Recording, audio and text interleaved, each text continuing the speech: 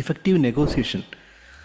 Okay, effective negotiation എന്ന് പറഞ്ഞാൽ നമുക്കൊരു കസ്റ്റമർ കെയർ കംപ്ലയിൻറ്റോ അല്ലെങ്കിൽ നിങ്ങളൊരു ഫ്ലൈറ്റിൻ്റെ ഒരു കാര്യത്തിന് വേണ്ടി പോകുന്ന ഇങ്ങനൊരു സംഭവം, അല്ലെങ്കിൽ നിങ്ങളൊരു ടൂറ് പോകുന്ന ഒരു സ്റ്റാർ ഹോട്ടലിലുള്ള റേറ്റിൻ്റെ കാര്യം, ഇവിടെ എല്ലാം വിളിക്കുമ്പോൾ അവന്മാർ സംസാരിക്കുന്ന ഏത് ഭാഷയിലാണ്?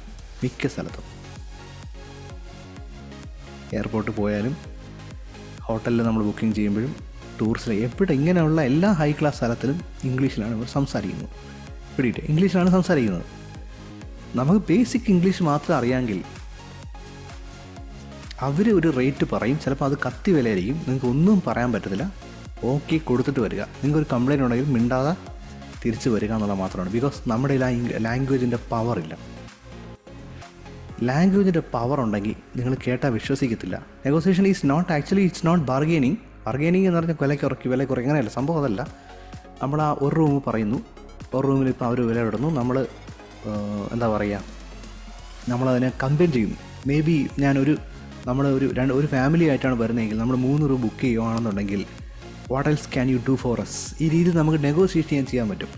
And they will reduce the price. For example, how many of you getting what I am saying? ഇത് ഇംഗ്ലീഷ് നമ്മുടെ കയ്യിൽ വരുവാണെന്നുണ്ടെങ്കിൽ നെഗോസിയേഷൻ പവർ വളരെയധികം വർദ്ധിക്കും. നമുക്ക് ഏത് കാര്യങ്ങളും ഡീൽ ചെയ്യാൻ പറ്റും. എവിടെ പോയാലും, ലോകത്ത് എവിടെ പോയാലും നമ്മുടെ കയ്യിൽ ഈ ഒരു വെപ്പൺ ഉണ്ടാവും.